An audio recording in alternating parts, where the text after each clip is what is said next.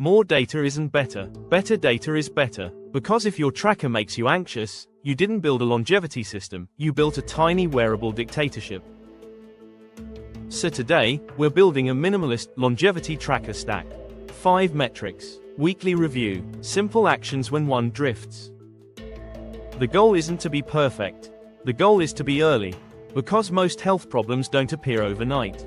They drift, quietly, for months. Here's the first mindset shift. Your body is not a spreadsheet. It's a weather system. One bad day doesn't mean a storm. One great day doesn't mean summer. What you want is trend lines. And that's why we're doing this weekly. Not hourly. Not, refresh my HRV like it's a stock chart. Weekly review, calm decisions, better outcomes. That's the vibe. This stack has 5 boxes, but a couple of them are smart bundles. Because we're not trying to win most metrics. We're trying to win most useful. Here are the 5. Weight trend, waist, home blood pressure, resting heart rate with optional HRV context, and the consistency score, steps, training, and sleep timing. Let's start with the one that causes the most emotional damage. The scale. Your scale is a noisy sensor. It's sensitive to water, sodium, carbs, travel, stress, sleep, soreness, and whether you looked at a bagel aggressively. So the rule is simple. Track weight often if you want, but only react to the 7-day average or the week-over-week trend. Don't let a Tuesday number ruin your Tuesday. Here's how you do it. Same time, same conditions. Morning is easiest, after the bathroom, before food, before caffeine. Then your weekly review is just the average of the last 7 days. That's your truth, not the daily noise. Now the second metric is the one that makes the scale smarter. Waist circumference. If the scale tells you mass, the waist tells you where the problem is. And for longevity, where matters. Waist is the cheapest visceral fat proxy most people ignore. It's also the metric that catches a very common midlife trap. The scale stays stable, but the waist creeps up. That's often the story of more central fat and less lean mass. Same weight, worse outcome. Measure waist once per week, not 7 times a day in a panic. Same conditions, same spot, same tape. A simple method is just above the hip bones, after you exhale, without sucking in like you're trying to impress a mannequin. Here's your first, what to do when it drifts, rule. If weight goes up but waist is flat, that's usually water, glycogen, sodium, digestion, or soreness. Audit the last 48 hours before you rewrite your life story. But if waist rises steadily over 2 to 4 weeks, take it seriously. That's the moment to tighten food quality, snacking, alcohol, and your movement floor. Because waist is a trend you don't want to ignore. Now metric number 3, home blood pressure. This one is criminally underused, because blood pressure is one of the most powerful aging accelerators that's also highly modifiable. And a lot of people only see it once a year, in a stressful office, after sitting in traffic, with a coffee in their hand. Home BP is different. It's a more realistic look at your true pressure load, but only if you measure it correctly. And measuring it correctly is a whole personality. Thankfully, we can keep it simple.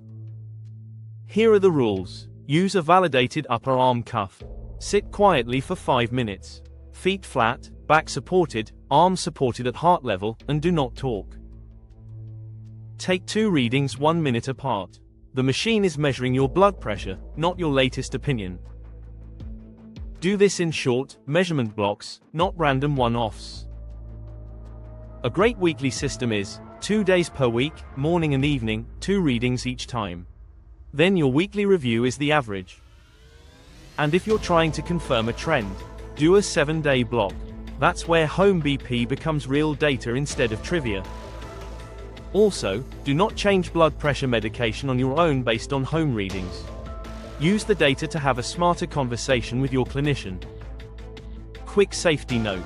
If your reading is over 180/120ths, recheck after a minute. If it's still that high, contact a clinician immediately. And if that number comes with symptoms like chest pain, shortness of breath, weakness, vision changes, or trouble speaking, that's an emergency. Okay, metric number 4, resting heart rate, with HRV as optional context. Resting heart rate is the quiet vital sign people ignore until it starts climbing. And it often tells you when your system is under strain before you feel it. The key again is trend. Don't obsess over one morning. Look for a pattern over weeks. If your resting heart rate is creeping up and staying up, that's your body asking for something. Usually recovery, sometimes sleep, sometimes less alcohol, sometimes a check-in with your clinician if it's persistent and unexplained. Now HRV. HRV is useful, but only if you treat it like a trend line and keep it in context. HRV is not a moral score. It's not good person, bad person. It's often a proxy for autonomic flexibility and recovery state, and it's influenced by sleep, stress, illness, alcohol, training load, and even breathing rate. So the rule is, same device, same measurement conditions, and interpret it within yourself. If HRV drops for one night, you're not broken. If HRV trends down for 2 weeks while resting heart rate trends up, that's a real signal of recovery debt. And now the 5th box, your consistency score. This is where most people should spend 80% of their attention, because behaviors are upstream of biomarkers. If your routines slip, your numbers usually follow. This box has 3 parts: steps, training compliance, and sleep consistency. Steps are the daily movement floor. They're not glamorous, but they're foundational. And you don't need a perfect 10,000 to matter. You need consistency. Training compliance is simple.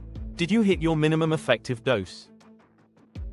For most adults, that's at least 2 strength sessions per week plus enough weekly movement to keep your heart and mitochondria honest. If you're doing that, you're winning. If you're not, no supplement will save you. And then sleep consistency. This is the sneaky one. A lot of people focus on sleep duration and ignore sleep timing. But your brain and hormones care about rhythm. A consistent wake time is one of the most underrated longevity habits because it stabilizes appetite signals, mood, recovery, and your ability to train. So how do you track this without becoming neurotic? You build a weekly review ritual. Pick one day. Sunday morning works. You look at 5 boxes. You ask one question: what drifted, and what's the smallest fix that matters?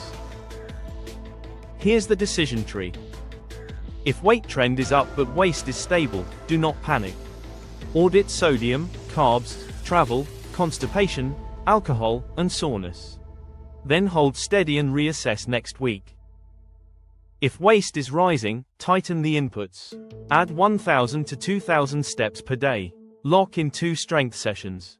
Upgrade fiber and protein. Reduce ultra-processed snacking and liquid calories. That's not punishment, that's steering. If home BP average is rising, first check technique and timing.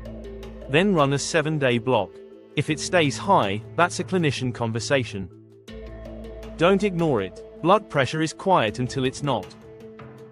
If resting heart rate is rising and HRV is falling, assume recovery debt first.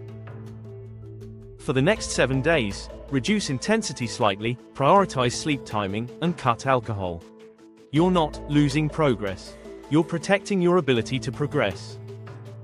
And if your consistency score is slipping, steps down, training missed, sleep timing messy, fix that first before you overinterpret anything else. Because the simplest truth is this: most physiology problems are lifestyle problems in disguise. Now, I want to say something that will save you years of stress. You do not need to track everything. You need to track what changes decisions. If a metric doesn't change your behavior, it's probably not worth your emotional bandwidth. Your body is not a project you finish. It's a system you maintain. So build your dashboard, check it weekly, make small corrections, and let time do what it does when you stay consistent. If this helped, hit like and subscribe.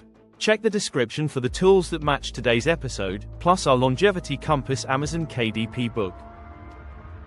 And if you know someone who's drowning in data and still stuck, share this with them. Because the best tracker is the one that makes you calmer, not crazier.